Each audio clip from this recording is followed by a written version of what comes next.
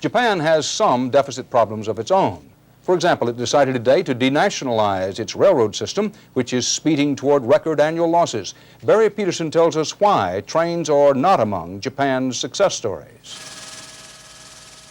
The Shinkansen, the bullet trains that race through Japan at 130 miles an hour, computer monitored, always on time, the pride of a punctual nation. The way Japanese trains run may be the envy of the Western world, but the fact is, the Japanese train system is running the government right into the poorhouse. And if you look around, the reason why is pretty obvious. There is courtesy, but at what a cost? The government-owned system is losing millions every day, is $100 billion in debt. By contrast, Amtrak is $3 billion in debt. The first bullet train was so successful they built 2 more lines, but borrowed a page from the West. Cost overruns. So high, the new trains can never pay for themselves. This tunnel between Japan's 2 biggest islands was planned for yet another bullet train. Workers celebrated, but officials canceled the train. The empty tunnel cost $2.5 billion.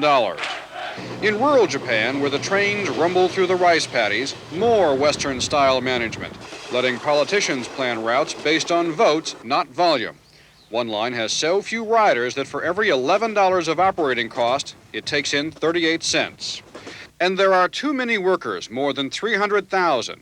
Featherbedding is rampant, and as workers retire, the cost of government-backed pensions is skyrocketing. Some hope this is the answer. A small government line turned over to private enterprise. To save the system, sell the system. The entire national railway may soon be on the block. But someone has to pay off the billions in debts. So the Japanese may learn one more lesson well known in the West, that when government management fails, it's the taxpayer who ultimately gets taken for a ride. Barry Peterson, CBS News, near Gotemba, Japan. It was as though they were anxious to explain what it was like while they still have the time. For a first-time visitor to both cities, the impact of the anniversary ceremonies is enormous. There is little to prepare anyone for the shock of the photographs and the twisted, scorched artifacts in both museums. It's hard to look at the cities today and believe that they have risen in 40 short years from such total devastation. A common thread is run through the whole week here in Japan. I've heard it from politicians, from survivors, from ordinary Japanese. It is the simple thought that for whatever reason, in whatever circumstances, what happened here 40 years ago must never, ever be repeated. Terrence Smith, CBS News, Nagasaki.